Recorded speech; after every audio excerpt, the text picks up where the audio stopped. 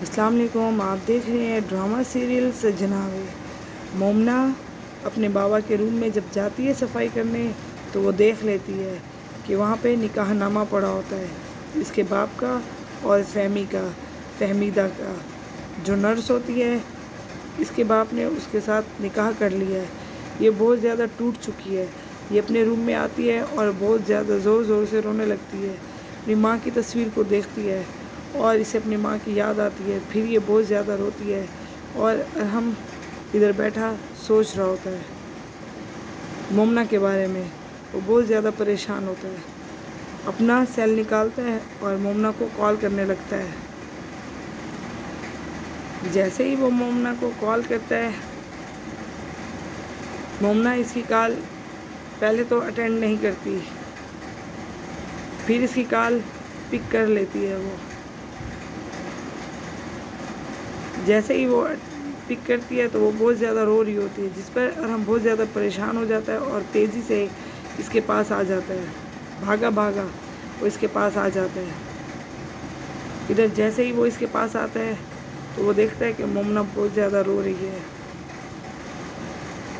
پھر وہ کہتی ہے کہ تم کیوں آئے ہو؟ ارحم اسے چپ کرواتا ہے۔ وہ کہتا ہے بتاؤ کہ تم کیوں اتنا اپسیٹ ہو، کیوں پریشان ہو، کیوں اتنا زیادہ رو رہی ہو۔ یہ پھر اس کو بتاتی نہیں ہے اپنے بابا کے بارے میں، لیکن یہ بات کو گھما کر کہتی ہے کہ مجھے آج اپنی امی کی بہت زیادہ یاد آ رہی ہے۔ آج پھر سے میری امی کا اس گھر سے جنازہ نکلا ہے، کہیں پہ بھی مجھے سکون نہیں مل رہا۔ تمہیں پتہ ہے ارحم، جس گھر سے ماں چلی جائے وہاں سے دعاؤں کی وہ چادر بھی چھن جاتی ہے جو بچوں کو سردی اور گرمی سے بچاتی ہے۔ مجھے تو ایسا لگتا ہے کہ جیسے میں آسمان کے تلے رہ رہی ہوں اور میرے اوپر کوئی چھت نہیں ہے۔ سب اپنی اپنی زندگی میں مصروف ہو گئے ہیں، ہمارے گھر میں کچھ بھی پہلے جیسا نہیں ہے۔ مجھے سمجھ نہیں آ رہی کہ میں اپنے گھر کو کس طرح ٹھیک کروں۔ ادھر ارحم جیسے ہی اپنے گھر آتا ہے، یہ اس کو پیچھے سے بلا لیتی ہے، فضا۔ وہ کہتی ہے کہ آؤ ہم مووی دیکھنے چلیں، لیکن ارحم اپسیٹ ہے مومنہ کی وجہ سے۔ وہ اس کی کوئی بھی بات نہیں سنتا اور وہ چلا جاتا ہے وہاں سے۔ یہ اس کو پیچھے سے آوازیں دیتی ہے لیکن وہ اس کی کوئی بھی بات نہیں سنتا۔ یہ کہتی ہے یہ کیا بات ہوتی ہے، اگر مجھے تم بتاتے کہ تم اتنے مصروف ہو تو میں یہاں آتی ہی نہ۔ لیکن وہ کہتا ہے کہ دیکھ لو تمہاری مرضی۔ وہ اپنے روم میں چلا جاتا ہے۔ ادھر پھر یہ تینوں بیٹھے ہوتے ہیں، باتیں کر رہے ہوتے ہیں کہ اس کی ماں کہتی ہے کہ فضا اتنے دنوں بعد آئی ہے پاکستان میں تو ہمیں اس کے لیے کچھ کرنا چاہیے۔ وہ کہتی ہے کہ ٹھیک ہے، آج شام کا ڈنر میری طرف سے، اور ہم وہاں جائیں گے جس ریسٹورنٹ کا کھانا ارحم کو بہت پسند ہے۔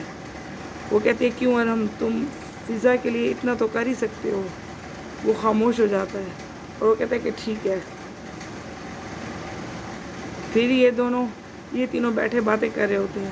ادھر فہمیدہ اپنے شوہر کو لے کر جاتی ہے ریسٹورنٹ پہ اور وہ کہتی ہے کہ چھوٹی چھوٹی خواہشات کرنا اور یہ چھوٹی چھوٹی خوشیاں تلاش کرنا، اتنا تو میرا حق ہے نا آپ پر ابرار صاحب۔ وہ کہتا ہے تمہارا پورا حق ہے، لیکن میں تھوڑا اپسیٹ ہوں، پریشان ہوں۔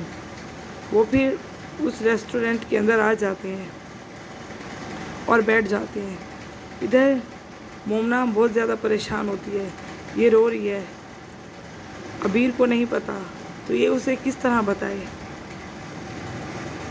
وہ کہتی ہے کہ کچھ بھی پہلے جیسا نہیں ہے، کچھ بھی ٹھیک نہیں ہے، مجھے سمجھ نہیں آ رہی کہ میں کیا کروں۔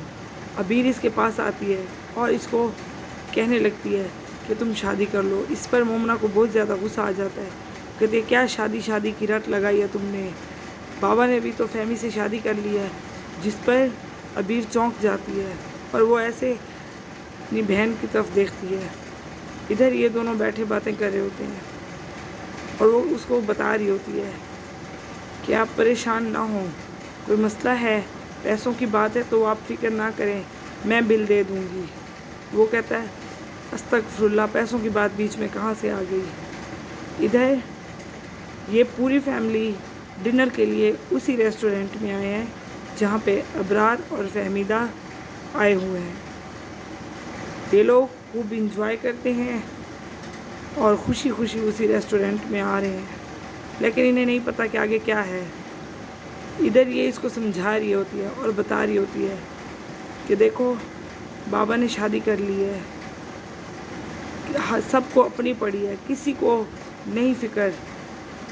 وہ کہتی ہے ایسا کیسے ہو سکتا ہے، بابا ہماری امی کی جگہ کسی اور کو کیسے دے سکتے ہیں۔ ادھر یہ خوش ہوتی ہے، ارحم کے ساتھ سیلفیاں لے رہی ہوتی ہے۔ پھر یہ اپنی بھابھی یعنی کہ عریض کے ساتھ بھی سیلفی بناتی ہے۔ ادھر یہ کہتی ہے کہ آپ نے بات کی مومنہ کے سسرال والوں سے۔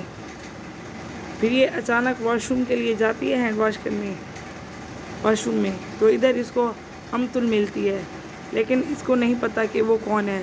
اس کے ہاتھ پہ کٹ لگا ہوتا ہے، تو یہ اس کو بینڈیج لگا دیتی ہے۔ وہ کہتی ہے کہ آئیں لائیں میں آپ کو کر دیتی ہوں۔ وہ کہتی ہے کہ نہیں میں ڈاکٹر کے پاس جاؤں گی، لیکن پھر یہ اسے بتاتی ہے کہ شاید آپ کو پتہ نہیں ہے میں بھی کوالیفائڈ نرس ہوں اور سارا دن میرا یہی کام ہوتا ہے، ڈاکٹر بھی تو یہی لگائے گا، چلے میں کر دیتی ہوں۔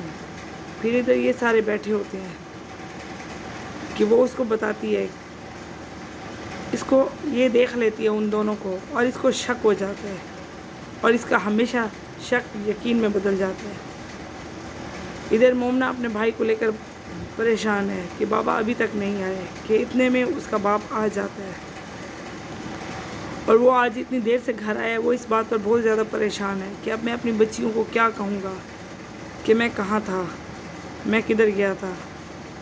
لیکن جیسے ہی آ کر بیٹھتا ہے، مومنہ اپنے بابا کے لیے چائے بنا کر لاتی ہے اور اس کو پتہ چل جاتا ہے کہ بچیوں کو پتہ ہے، انہوں نے میرا نکاح فارم دیکھ لیا ہے۔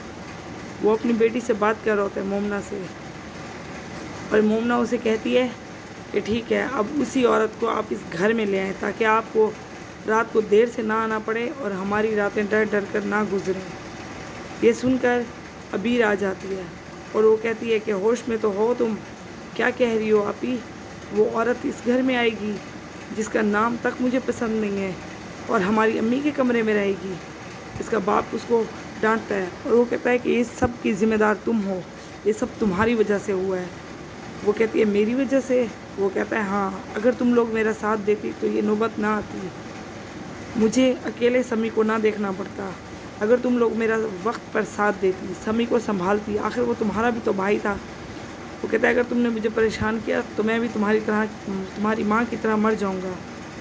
ادھر یہ لوگ ڈسکس کرنے لگتے ہیں، جیسے ہی یہ آ کر بیٹھتی ہے اس کی ماں خاموش ہو جاتی ہے۔ یہ کہتی ہے تو میں چلی جاؤں؟ وہ کہتے ہیں نہیں، اب تم بھی فیملی کا ممبر ہو، تم بیٹھ جاؤ۔ امتل ان کو بتا رہی ہوتی ہے کہ ابرار نے شادی کر لی ہے، کوئی مڈل کلاس نرس اس کے ساتھ۔ یہ کہتا ہے کہ ٹھیک ہے اگر شادی کر لی ہے تو اچھی بات ہے، لیکن ارحم کو یہ بات پسند نہیں آتی۔ اس کی ماں ارحم کی طرف دیکھتی ہے اور اس سے پوچھتی ہے کہ مومنہ نے یہ بات تمہیں بھی نہیں بتائی نا؟ تو ارحم کو خیال آتا ہے اس کا کہ وہ کیوں رو رہی تھی۔ ارحم پھر وہاں سے اٹھ کر چلا جاتا ہے،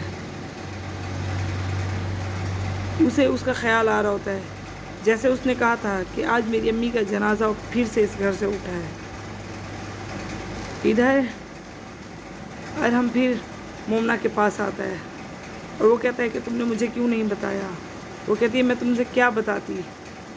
وہ اس کے باپ کو برا بھلا کہنے لگتا ہے کہ انکل کو اس طرح نہیں کرنا چاہیے تھا، کم سے کم اپنی عمر کا ہی لحاظ کر لیتے۔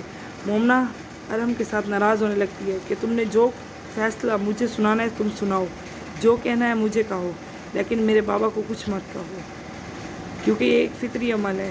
میں اپنے باپ سے محبت کرنا تو نہیں چھوڑ سکتی، وہ میرا باپ ہے۔